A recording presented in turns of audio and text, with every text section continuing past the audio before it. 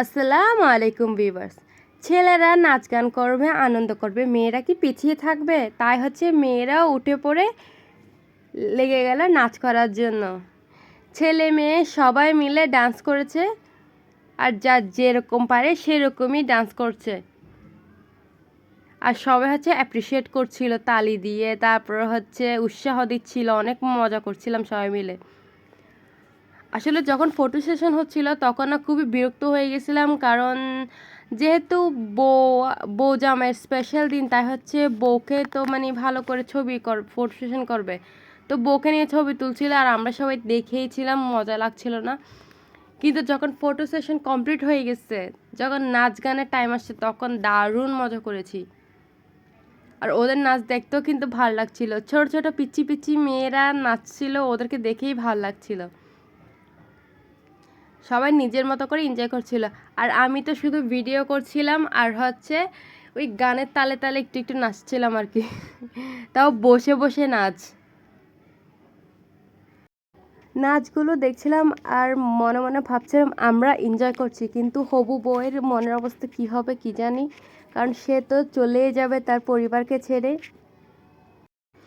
গায়ে হলুদের রাতের সময় বর আসার কথা ছিল, কিন্তু বর আসে নাই, কারণ প্রচুর বৃষ্টি পড়েছিল, তাই পুরো চারিদিক দিয়ে ভেজা। আপনারা আওয়াজ পাচ্ছেন না, তাই বুঝতেই পারছে না যে বাইরে প্রচুর বৃষ্টি হচ্ছে, অনেক বৃষ্টি হচ্ছে। এই বৃষ্টির মধ্যেও আমাদের নাচা গানা থামানোর কোনো ইয়াই নেই, আমরা এনজয় করতে আসি, বৃষ্টি আমাদের কিছুই করতে পারবে না, ওইরকম অবস্থা হয়েছে। এখানে বউয়ের বন্ধুরা আছে, ওরা নাচতেছে। এদের নাচ দেখে আমরা হাসতে হাসতে শেষ, কিন্তু তাও এদের থামার নাম নিশানা নাই, এদের নাচতে হবে। মেন কথা কেউ দেখুক না দেখুক, আমরা নাচতেছি, আমরা নাচবই। এরা নিজেরাই মজা করতেছে স্টেজের মধ্যে, বাকি কাউকে তক্কাই করতেছিল না। এদের নাচ দেখে আপনারাও হাসবেন।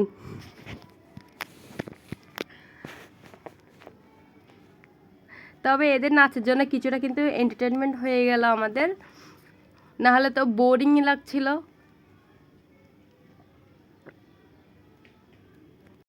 এগুলো বাঁদর নাচ। এইসব নাচ দেখতে দেখতে শুনলাম বর নাকি আসবে, কারণ বৃষ্টি এখন থেমে গেছে, তাই আমরা বরের জন্য অপেক্ষা করছিলাম নাচ গান দেখতে দেখতে আর কি।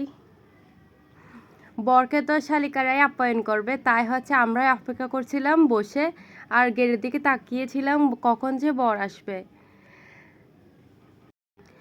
আমাদের বরমশাই আস্তে আস্তে প্রায় রাত 3টা বাজিয়ে ফেলেছে। এই তো বরমশাই চলে এসেছে, তাকে অতি যত্ন সহকারে ঘর ঢোকানো হলো।